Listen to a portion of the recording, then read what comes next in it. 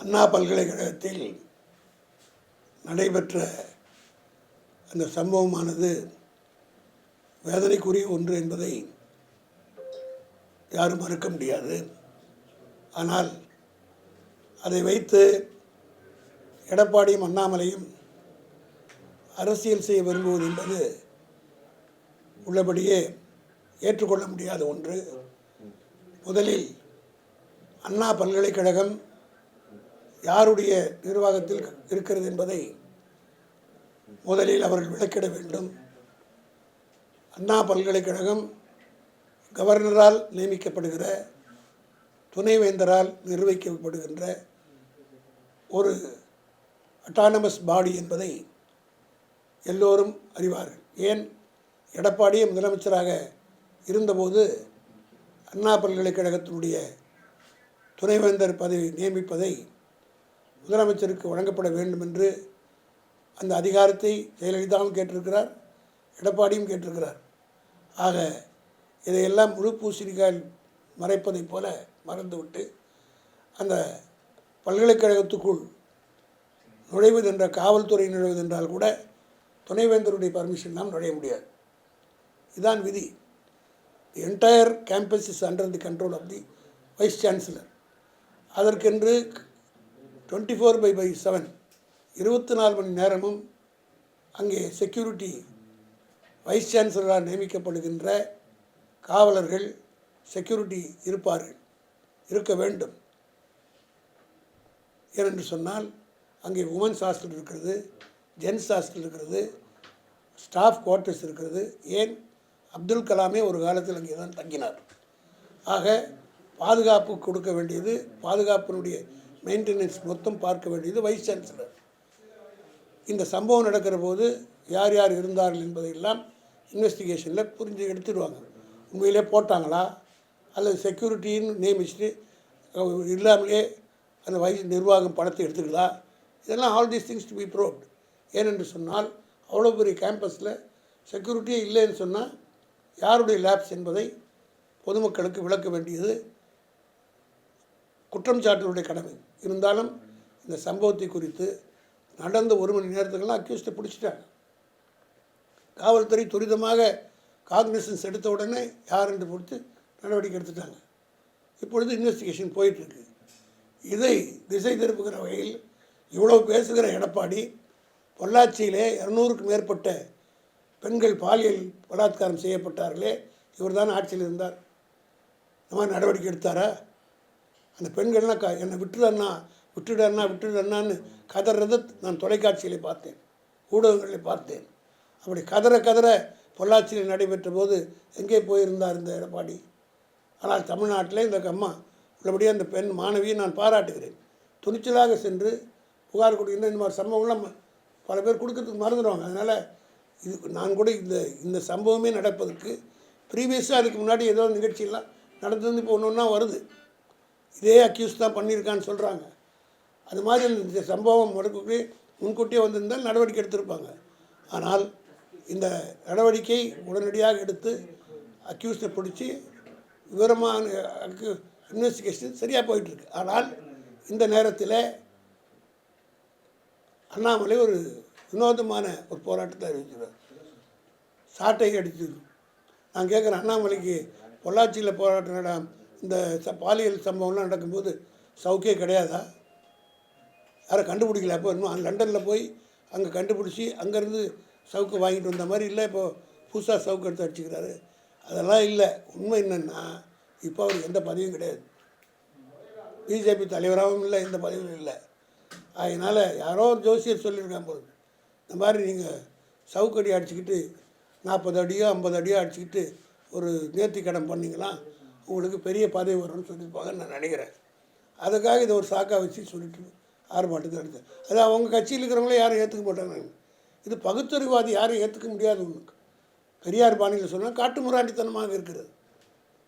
அப்படி சவுக்கில் உடம்புல அடிச்சுக்கிறது யாராவது ஏற்றுப்பாங்களா அந்த காலத்தில்?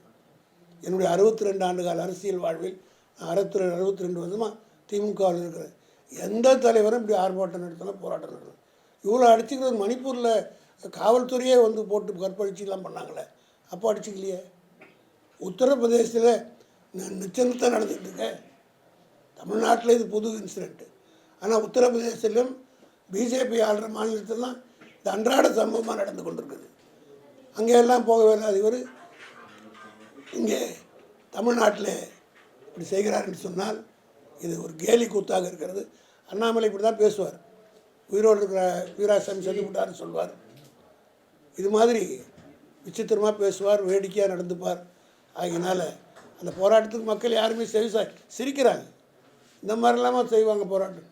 அது மட்டும் இல்லை, செருப்பே போட மாட்டேங்கிறார். திமுக ஆட்சியிலேருந்து எங்கே வரும் செருப்பு போட மாட்டாங்க. இன்னைக்கு லைவ் அப்படி ஒரு சபரை அவர் ஏற்றால் காலம் பூரா ஒரு செருப்பே போட முடியாது. இதுதான் உண்மை. காலம் பூரா ஒரு செருப்பே போட முடியாது. 48 நாள் விரதம் இருப்பதுக்கு சபரிமலை ஏற முடியல பொழுது அவரால். ஆகியனால இங்கே இருக்கிற ஐயப்ப மலைக்கு போகிறது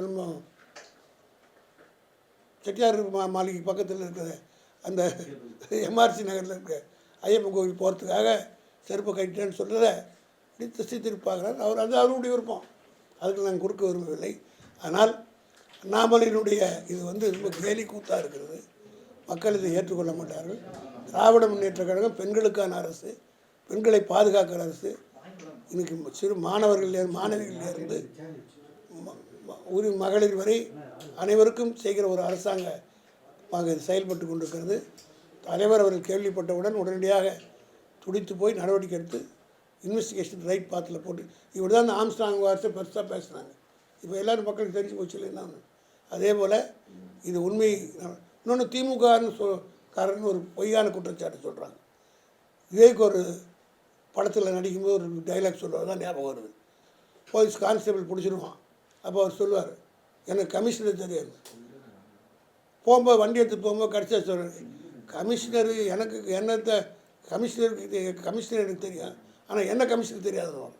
அது மாதிரி யாராவது திமுகவில் ஒரு பெரிய கட்சி எங்கேயாவது இருந்திருக்கலாம், ஃபோட்டோ எடுத்துருக்கலாம், அதை வச்சு அவர் திமுகன்னு எப்படி சொல்ல முடியும்?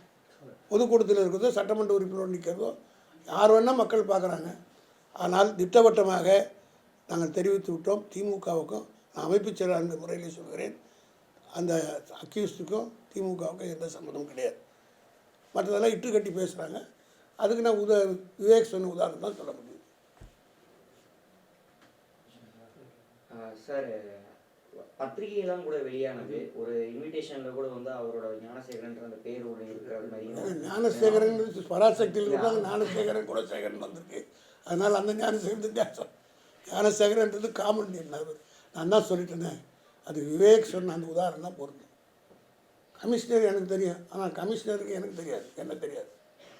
அந்த மாதிரி திமுகனுடைய பேர் யார் வேணால் பயன்படுத்தலாம். ஆனால் திமுக அவங்களுக்கு அங்கீகாரம் கொடுத்துருக்கா திமுக அப்படின்னா நாங்கள் எதுக்கு நாங்கள் ஷீல்டு பண்ணோம்னா விட்டுட்டோமா திமுககாரன்ட்டு போட்டு இன்றைக்கி படம் கூட பார்த்துருக்கீங்க. அவர் கைது செய்யப்பட்டு அவர் அடிபட்டிருக்காரு. இதெல்லாம் போலீஸ் அது ஒரு நாளைக்கு பாருங்கள். இதெல்லாம் தேவையில்லாமல் இப்படி பேட்டிகள் கொடுப்பதுனால அக்யூஸ்டு ஹெல்ப் பண்ணுவாங்க. இந்த எஃப்ஐஆரை பற்றி அவர் பேசுகிறது ஒரு போலீஸ் ஆஃபீஸர் அண்ணாமலை. எஃப்ஐஆரை பற்றிலாம் திஸ் இஸ் டூ ஏர்லி. இதை பற்றி ஒன்றுமே பேசக்கூடாது.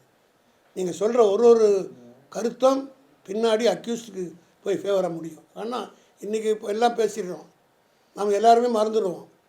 6 மாதம் பொறுத்து சார்ஜ் ஷீட் போட்டு ட்ரையலுக்கு கோர்ட்டில் வரும்போது 9 மாதம் ஆகும்.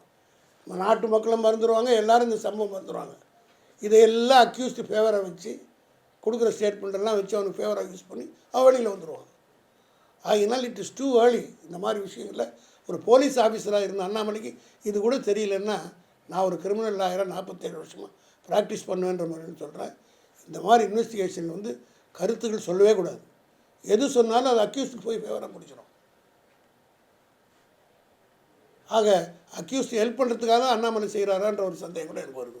இப்படி ஸ்டேட்மெண்ட் கொடுக்குறதுனால டெஃபினட்டாக as a police officer you should no.